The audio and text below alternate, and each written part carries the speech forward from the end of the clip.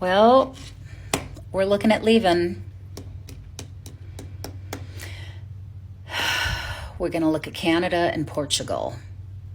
Those are the two places we're looking. I can't even believe that I have to say this, but I left America 6 months ago and my life is infinitely better. Let's talk about it. First things first, I've talked about this in other videos, but it cost me around $1,000 to leave the States, which is... Thousands of Americans are packing their bags and leaving the country. Not for luxury, but out of desperation. The cost of living is out of control. Fear is constant. Politics are chaotic. And there's a collective feeling that the future is dead. This isn't a trip. It's an escape. And no one wants to talk about why. Americans are leaving this country in record numbers. And I'm not talking about vacation. I'm talking packing their bags, booking their flights, and leaving for good. In the first few months of 2025 alone, the amount of people that just said, "I'm done," and moved abroad doubled from the year before. That's not just a blip, okay? That's a wave. So why? Same reasons you and I complain about every day. Cost of living going through the roof, political chaos that never seems to end, and the fear of safety even when you're just going to the grocery store. But here's the thing, it's not just dreamers or millionaires doing it. It's normal people. It's people with families. It's young people, old people, retirees, people who are working remote. One common thread holding all of these people together is they just want a dignified life. That's why you're seeing places like Greece, Spain, France, Portugal. Their cafes are filling up with Americans who are just done. People love to scream, "If you don't like it, leave." Well, we are, thousands and thousands of us. We will be joining that wave soon. If you're curious about moving abroad, stick around, because we're about to embark on this journey ourselves, and we can't wait. At the end of the day, people like us just want to make life work. And if we think that we can do that better outside of this country, then who's to say we can't? What this story exposes isn't leaving for luxury.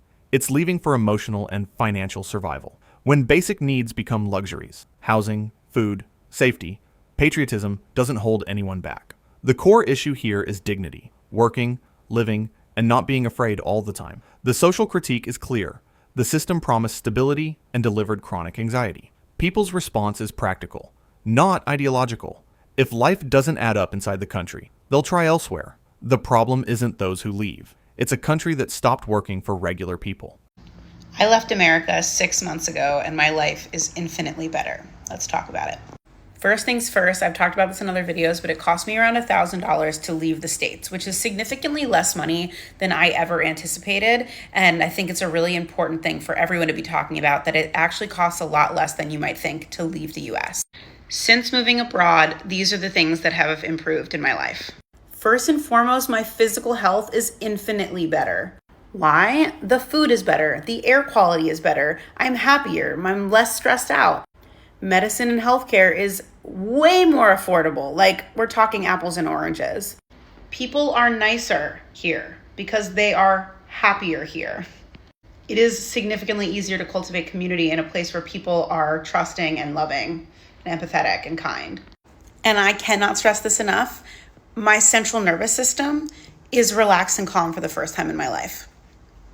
This story closes the loop. When the body improves, the system had already failed. Less stress, better food, affordable healthcare, and real community show how life in the US became a constant state of alert. The social critique is clear. A wealthy country that makes its people sick is not a functional one. Her response is simple and powerful, leaving cost less than staying. The nervous system finally relaxing says everything. This isn't just about money. It's about living without being stuck in survival mode. And today, that matters more than any flag. So Americans, rich and poor, are packing their bags and leaving the United States of America. From the first 6 months of this year compared to the first 6 months of last year, Americans moving to other countries has increased by 90%. That's right, 90%. And so that's almost double what it was last year. And so, folks, people are seeing the craziness and the chaos and the instability and the violence, and they're just leaving. They're just leaving. Folks, let me know why you think this is happening in the comments, and I'd love you guys to give me a follow. Thank you. The key word here is instability. When both the rich and the poor make the same decision, it's not a trend. It's a red alert. Violence, political chaos, and a constant sense of collapse create an environment where no one can plan a future. The critique is simple. Living in fear is exhausting, and it burns people out fast. The social response is to leave the ship before it fully sinks. The state failed to offer predictability, and without predictability, there's no family, no investment, and no hope. People aren't betraying the country. They're protecting their lives and their mental health. Well, we're looking at leaving. We're going to look at Canada and Portugal. Those are the two places we're looking. I can't even believe that I have to say this, but I am not going to sit and wait and hope that what we're seeing unfold doesn't actually happen. I'm not. I'm almost 60. What does that give me? Another 25, 30 years? I'm just keeping it real here. I don't want to live it like this.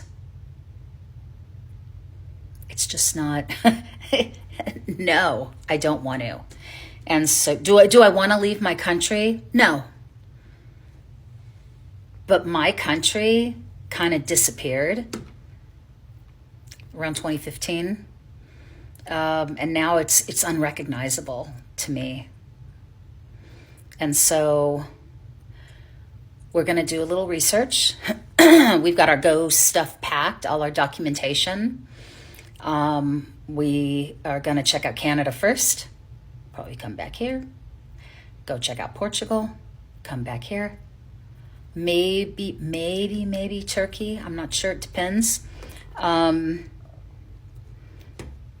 Yeah, I mean, can you, it's like mind-boggling. It's mind-boggling.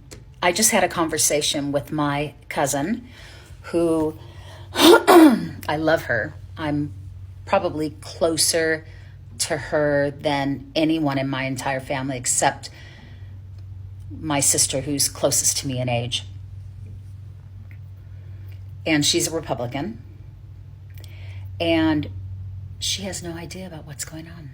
She's not MAGA, but she's part of the GOP, and she doesn't know.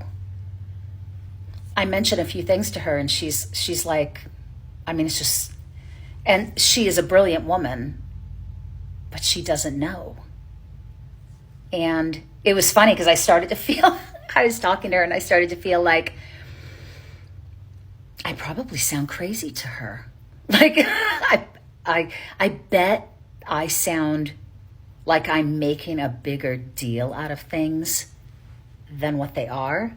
So I had to really explain in detail just a small, smudgeon of some of the things that are going on, specifically that would impact her personally. Yeah,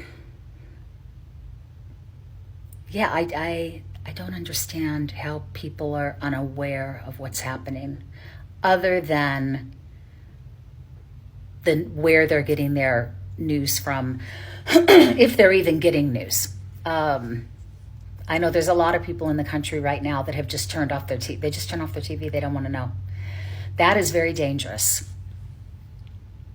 That's incredibly dangerous, in my humble opinion. So, yeah, we're going to start looking. Crazy times. Crazy frickin' times we're living in. This testimony is pure grief, not anger, grief. The feeling that the country has disappeared shows a deep cultural and moral rupture. Older people aren't chasing adventure. They're chasing peace in the final decades of their lives. The critique targets extreme polarization and collective denial. Half the population lives inside bubbles. The other half lives in panic. Her response is rational, not gambling decades of life on a maybe it won't happen. When turning off the TV becomes a survival strategy, something has gone seriously wrong. I don't know why no one's talking about this, but there is a mass exodus of U.S. citizens from the United States. Look, I'm a real estate agent in Costa Rica. I help foreigners move abroad, move to Costa Rica, and make a life here. I've been getting a ton of stories from clients who are absolutely spent. I'm working with a psychiatrist who helps teenagers. And when I asked her why she wants to move to Costa Rica, she said, it's because I have lost all hope. My patients have lost hope. And what's worse is I have lost hope too. And how can I possibly be of service to someone else if I don't believe it's not going to get any better? So what she is doing is saving herself, packing up her bags, and moving abroad. This is where we are. This may be the heaviest story of all. When a psychiatrist, someone who treats teenagers' mental health, loses hope herself, the problem runs deep. This points to a collective psychological collapse, not just an economic or political one. The social critique here is brutal. The system is making sick even the people meant to help heal others. Her decision isn't cowardice, it's self-preservation.